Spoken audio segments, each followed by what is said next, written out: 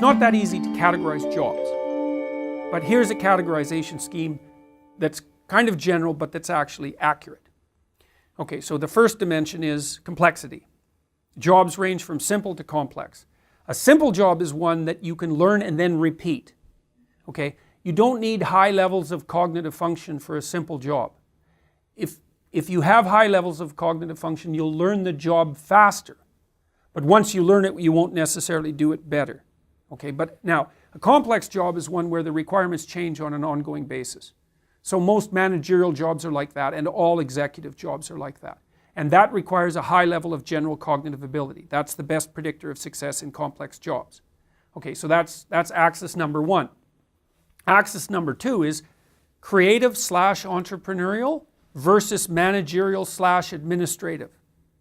Okay, so for creative entrepreneurial jobs, you need people who are high in the personality trait openness to experience, big 5 personality trait that's associated with lateral and divergent thinking.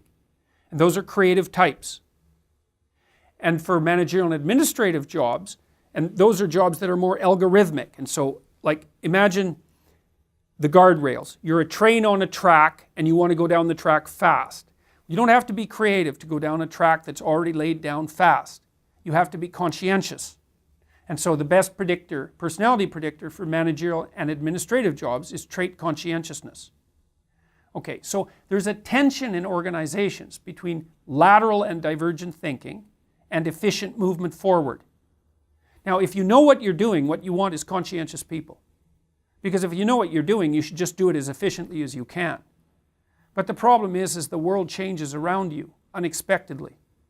And so if you don't have people who can think divergently, when the marketplace shifts on you, which it most certainly will, then you don't have anybody who can figure out where to lay new tracks.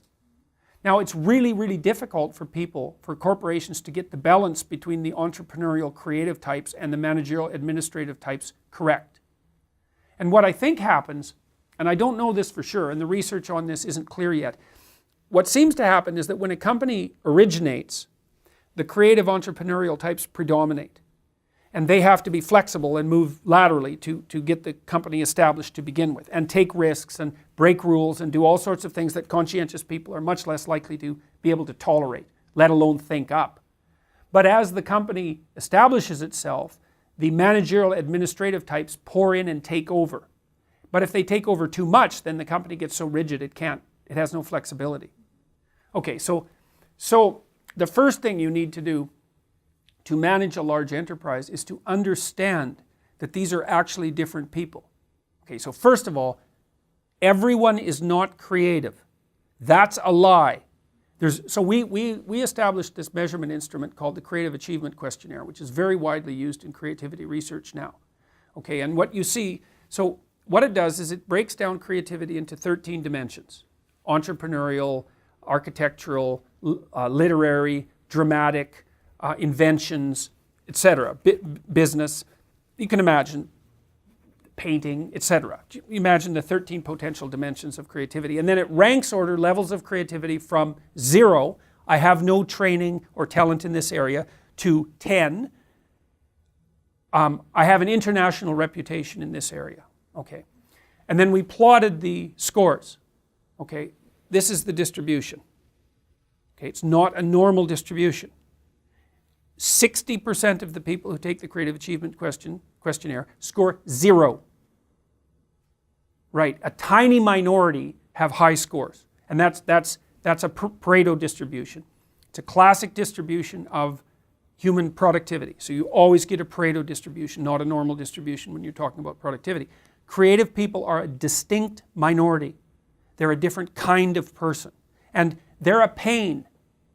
They're a pain because you can't evaluate them.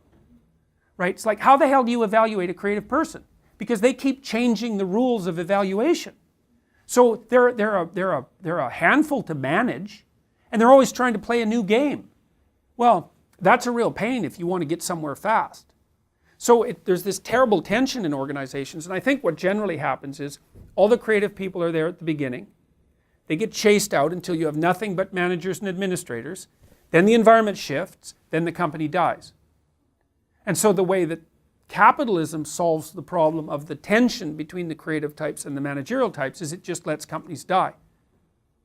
Now you might think, well, I don't want my company to die. It's like, okay, then you need to understand the difference between these two kinds of people, which you probably won't, and you probably won't admit to even if you knew, and then you have to figure out how to get the balance right. And so that's extraordinarily complicated. So